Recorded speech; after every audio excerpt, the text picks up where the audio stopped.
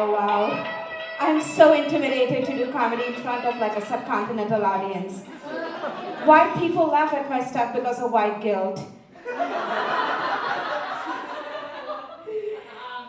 Guys, I'm Srilatha Rajamani, and today someone like yelled at me, Srilatha, and I was like, white people, and I turned around and it was an Indian guy, and I was like, and then I realized, it is not white people that are the problem, it's my name.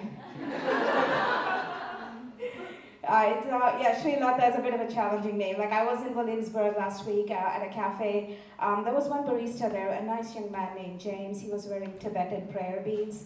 So, our kind of white. He asked me for my name and I told him my name is George because George is my dog's name. We have an arrangement, he lets me use his name and in turn I pick up his poop. I went to pick up my drink and James had written me down as Jorge.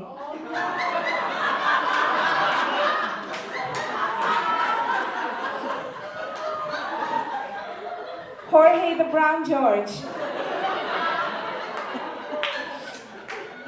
I was simultaneously the nicest and the most woke racist thing ever.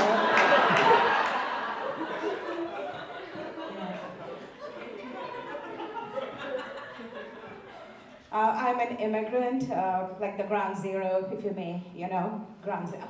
That's so bad saying it in New York, cancel that. But I came to America like about 22 odd years ago. People, in general I would be like not telling people what my real immigrant story was because I was afraid I would get deported. But these days I'm sharing my immigrant story because I hope I get deported. I can move to Canada and become a progressive influencer on Instagram. I mean, their leader seems to like faces that are brown, am I right?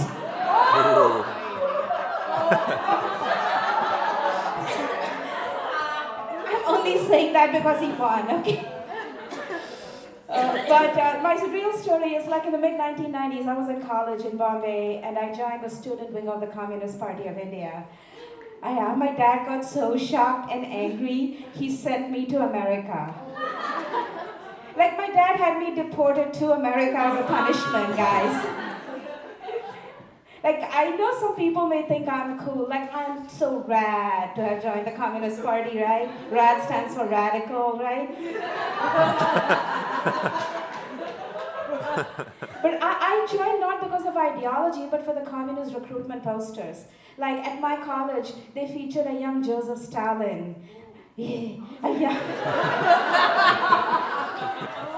my tribe there, right there. A young Chou Enlai, Fidel Castro was young at that time. And some of you may know, but these men were super thick, you guys. As in THICC thick. Broad shoulders, chiseled jaws, steely eyes peering deep into the future as they plan their next genocide. So hot! Guys, there is no segue to this, so I'm just going to say, I'm an asexual.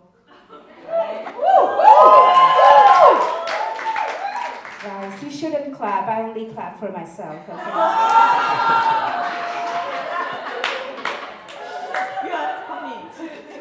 Like 20 years ago, I gave birth and I decided these millennials are ruining my neighborhood.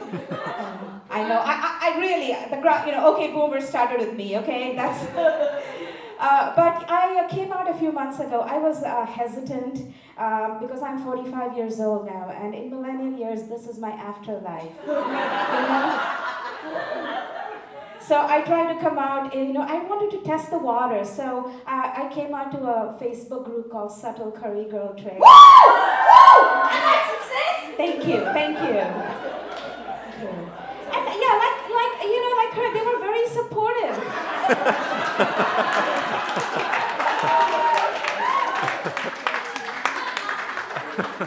But some of them didn't know what asexual means, so I tried to explain it in a way Asians can understand.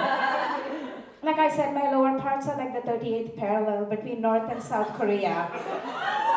Oh my god. No man's land. Dense vegetation.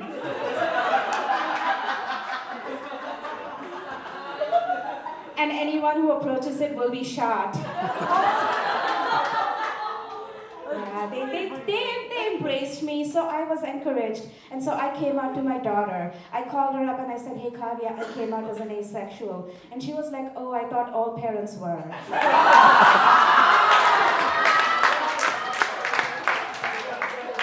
Okay, millennial.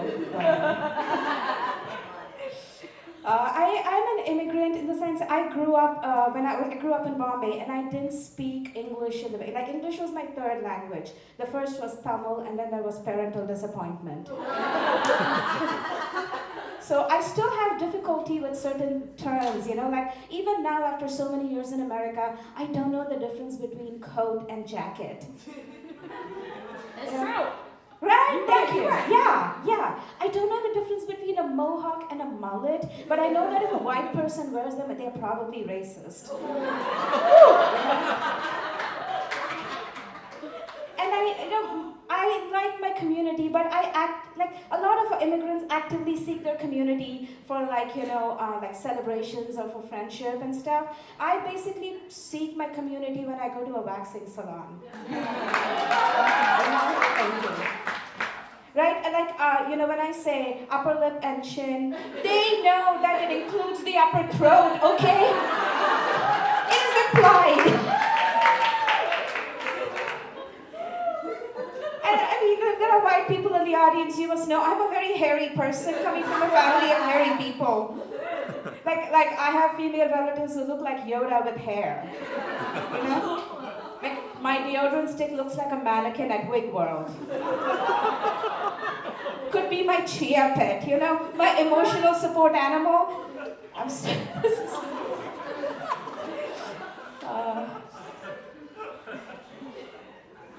I moved to New York from Cambridge, Massachusetts. About a year ago, and what I didn't know when I moved to New York was not to make eye contact with people in public transportation. Like I once made accidental eye contact with a gentleman in a bus in Astoria, and he invited me to plant my dank watermelon pussy on his lap. Mr. Darcy of 2019, you guys. I was like, what the heck is a watermelon pussy? Like, I have lived in cities all my life. All the watermelons I've seen are sliced and red. And then I started thinking, is it that time of the month? Like, do I have a jelly donut situation happening down there? Such an awkward moment of social interaction in these modern times. And I'm a socially awkward person. For the longest time, I used to think YOLO was low-fat yogurt.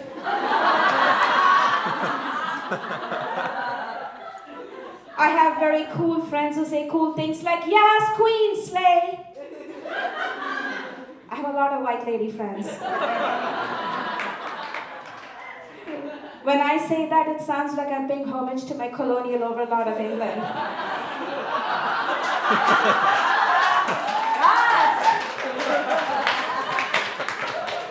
Then decapitating her, which is also a Brexit, I guess.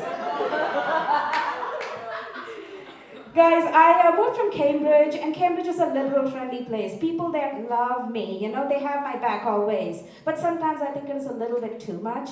Like I was once at a Whole Foods near my house, and guys, in Cambridge, if you know, there is a Whole Foods near every home. That's who we are as people.